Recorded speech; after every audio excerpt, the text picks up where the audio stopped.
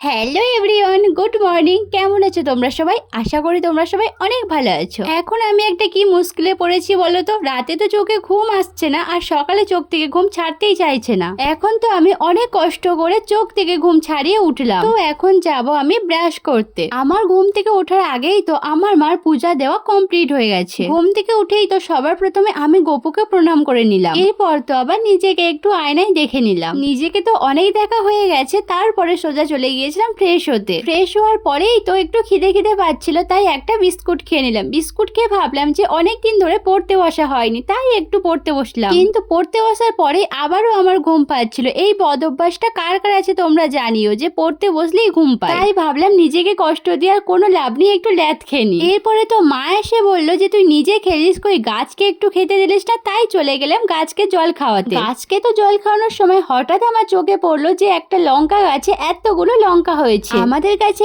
এতগুলো লঙ্কা দেখে তো আমার মনটা একটু খুশি খুশি হয়ে গেল। লঙ্কা দেখলে একমাত্র আমার মনটা খুশি হয়, কারণ আমি ঝাল খেতে প্রচন্ড ভালোবাসি। যাই হোক, এরপরে তো কাল রাতের বাঁধা চুলটা খুলে নিলাম, কারণ এখন আমি যাব স্নান করতে। আজ তাহলে আসি, দেখা হচ্ছে নতুন একটা ভিডিওতে। Bye bye.